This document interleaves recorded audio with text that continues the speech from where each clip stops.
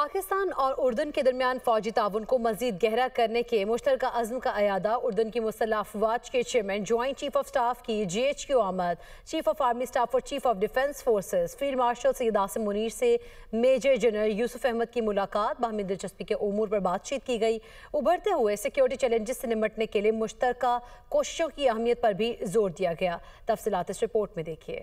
उर्दन की मुसल्लह अफवाज के chairman joint chief of staff major general Yusuf Ahmed GHQ पहुंचे। ISPR के मुताबिक GHQ में मेजर जनरल यूसुफ अहमद की फील्ड मार्शल सैयद आसिम मुनीर से मुलाकात हुई, जिसमें बाहमी दिलचस्पी के उमूर, इलाकाई सलामती की सूरत हाल पर बातचीत हुई। मुलाकात में दो तरफा दिफाई और फौजी ताउन को बढ़ाने पर भी तबादला ख्याल किया गया। ISPR के मुताबिक मुअज़्ज़िज़ मेहमान ने पाकिस्तान की मुसल्लह अफवाज की पेशा वाराना महारत को सराहा। उर्दन की मुसल्लह अफवाज के chairman joint chief of staff ने इलाकाई अमन और इस्तेहकाम के लिए मुसल्लह अफवाज के किरदार की तारीफ की। फील्ड मार्शल सैयद आसिम मुनीर ने उर्दन के साथ दिफाई ताल्लुकात को मजबूत बनाने के लिए पाकिस्तान के अज़्म का इयादा किया। फील्ड मार्शल ने उभरते हुए सिक्योरिटी चैलेंजेस से निपटने के लिए मुश्तरका काविशों की अहमियत पर जोर दिया। मुलाकात में दोनों ममालिक के दरमियान फौजी ताउन को मजीद गहरा करने के मुश्तरका अज़्म का इयादा भी किया गया। आगे बढ़ते हैं। इस्लामाबाद बलदियाती इंतखाबात उम्मीदवारों के लिए कागजात नामजदगी जमा करवाने की तारीख में 2 दिन की तौसीह कर दी गई है। इलेक्शन कमीशन के मुताबिक कागजात नामजदगी अब 30 दिसंबर तक जमा करवाए जा सकेंगे। उम्मीदवार सोमवार और मंगल को भी कागजात नामजदगी जमा करवा सकेंगे।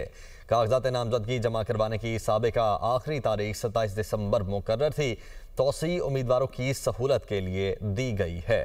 धुंध की बारिश ट्रेनों का शेड्यूल मुतासर। लाहौर और फैसलाबाद से कराची, कोयटा और रावलपिंडी समेत दीगर शहरों को रवाना होने वाली ट्रेन मुतासर। कराकोरम एक्सप्रेस कराची के लिए 3 के बजाय 30 मिनट ताखीर से लाहौर से रवाना होगी। पाक बिजनेस एक्सप्रेस कराची के लिए शाम 4:30 के बजाय 6:45 पर लाहौर से रवाना होगी। बलूचिस्तान से अंदरून सूबे और दीगर सूबों के लिए ट्रेन सर्विस बहाल। जाफर एक्सप्रेस, बोलान मेल और चमन पैसेंजर की सर्विस 1 रोज के लिए मुअत्तल की गई थी। चमन पैसेंजर अपने मुकर्रर वक्त पर कोयटा से चमन के लिए रवाना होगी। पेशावर के लिए जाफर एक्सप्रेस मुकर्रर वक्त पर रवाना होगी, जबकि बुलान मेल 28 दिसंबर को कोयटा से रवाना होगी।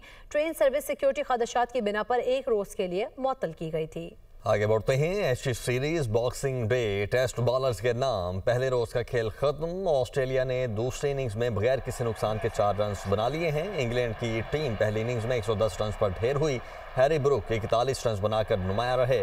माइकल नीसर ने 4 और स्कॉट बोलैंड ने 3 विकेटें हासिल की। ऑस्ट्रेलिया को 46 रन की बर्तरी हासिल। ऑस्ट्रेलवी टीम पहली इनिंग्स में 152 रन बना सकी। इंग्लैंड की जानिब से जोश टंग ने 5 शिकार किए। कैंगरूज को 5 मैचेस की सीरीज में 3-0 की फैसला कुन बर्तरी हासिल है। कोयटा में सुबह के शिमाली और वस्ती अजला में सर्दी की शिद्दत बरकरार है। सुबह और शाम के औकात में दर्जा हरारत नुक्ता इंजमात से नीचे गिर जाता है। इस हवाले से मजीद जानेंगे। कोयटा से हमारे नुमाइंदे इब्रार अहमद हमारे साथ मौजूद हैं। जी इब्रार, बताइएगा क्या सूरत हाल है मौसम की? जी हाँ, बिल्कुल। बलूचिस्तान में गुज़िश्ता हफ्ते में जो बारिश और बर्फबारी जो हुई थी, जिसके बायस सर्दी की शिद्दत में इजाफा हुआ, वो सर्दी की शिद्दत जो है बरकरार है। ख़ासतौर पे सुबह की शुमाली और वस्ती ज़िला, इसमें सूबा दारुल-हुकूमत कोयटा भी शामिल है। यहाँ पे शदीद सर्दी पड़ रही है, ख़ासतौर पे सुबह और शाम के औकात में। और दर्जा जो है वो नुक्ता इंजमा से बदस्तूर जो है वो नीचे है। सुबह का जो सरतरीन मकाम है वो ज़ियारत, जहाँ पर दर्जा -4 रिकॉर्ड किया गया। इसी तरह कलात में -3, पशीन में -2, जबकि सूबा दारुल-हुकूमत कोयटा में -1 जो है वो रिकॉर्ड किया गया है।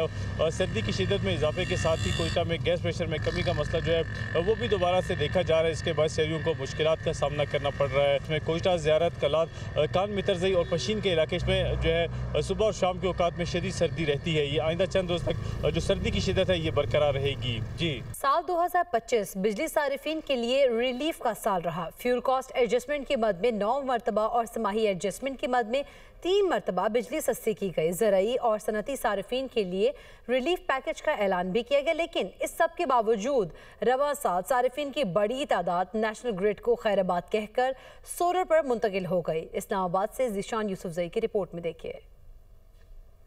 2025 में बिजली की कीमतों में कुछ कमी, ज़राई और सनती सारिफीन को रिलीफ पैकेज भी मिला, लेकिन बिजली की कीमतें फिर भी आवाम पर भारी बोझ रही। सारिफीन की सोलर पर मुंतकिली का बढ़ता हुआ रुझान कम न हो सका। साल 2025 में फ्यूल कॉस्ट एडजस्टमेंट की मद में 9 माह में बिजली मजमूई तौर पर 7 रुपए 45 पैसे फी यूनिट सस्ती हुई। साल भर में बिजली सिर्फ 2 मरतबा महंगी हुई, जिसका मजमूई असर 1 रुपए रहा। सहमाई एडजस्टमेंट की मद में बिजली 3 मरतबा सस्ती हुई और सहमाई एडजस्टमेंट एडजस्टमेंट की मद में बिजली निर्खों में मजमूई तौर पर 5 रुपए 33 पैसे फी यूनिट कमी हुई, जबकि सहमाई एडजस्टमेंट की मद में बिजली सिर्फ एक मरतबा 32 पैसे फी यूनिट महंगी हुई। रवां साल पावर डिवीजन ने सनती व ज़राई सारिफीन के लिए इजाफी बिजली की खपत के पैकेज का ऐलान भी किया, जिसके तहत इजाफी बिजली के इस्तेमाल पर रियायती निर्ख दिए जाएंगे। ताहम माहिरीन के नजदीक रवां साल दिए गए रिलीफ ज्यादा देर कायम नहीं रह सकेंगे। मुस्तहकम इसलिए नहीं हो सकता कि आप लोगों को मालूम है कि गवर्नमेंट पर बहुत प्रेशर है और